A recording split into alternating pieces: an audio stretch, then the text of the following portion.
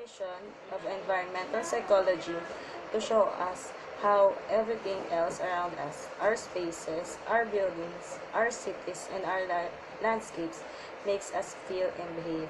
The following are other fields that also contributes to environmental psychology. The contemporary research on environment and behavior is inherently interdisciplinary in scope and encompasses a spectrum of professional inputs from a range of disciplines like architecture, urban and regional planning, geography, sociology, organizational behavior, and so forth.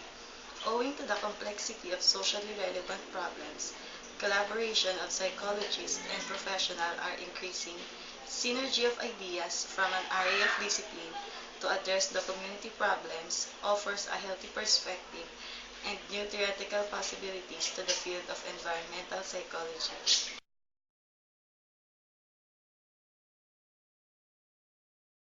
Cultural anthropology.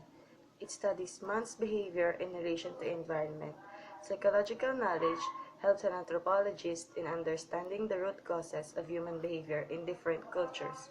On the other side, anthropological studies help the psychologist in calculating the influence of cultural environment on human behavior.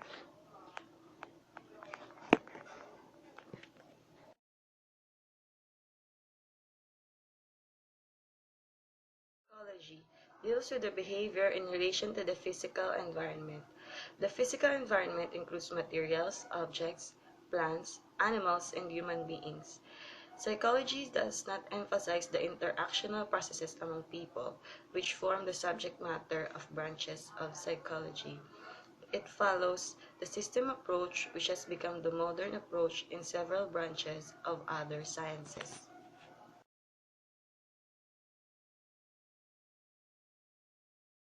Social psychology works to understand the relationship between people and the environment in which they live, work, and play. Environmental psychologists examine the relationship between humans and their environment, both natural and man-made. They search for ways to improve these interactions by creating positive relationships between people and places. The ability to solve problems and work effectively in a team environment is essential to a career in environmental psychology.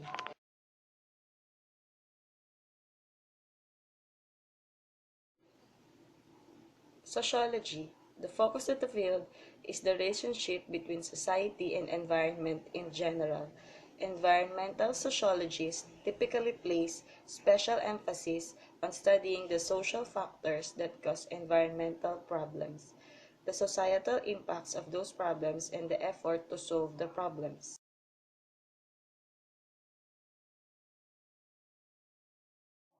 Behavioral geography studies the cognitive maps of the individual regarding his environment. It traces environmental values, meanings, and preferences. Behavioral maps are prepared relating activities to surroundings.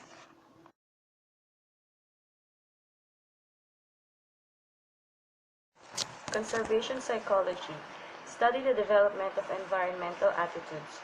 They may investigate the psychology of the evaluation of nature, how and why people value nature. Also, to better understand how to foster an environmental ethic. Psychologists study this behavior to try to determine how to cultivate sustainable ones.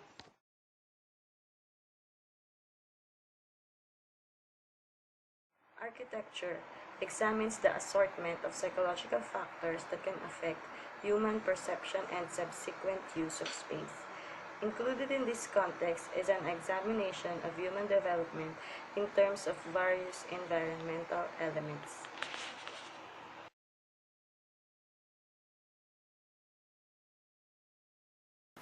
Ecopsychology studies the relationship between human beings and the natural world through ecological and psychological principles. It seeks to develop and understand ways expanding the emotional connection between individuals and the natural world.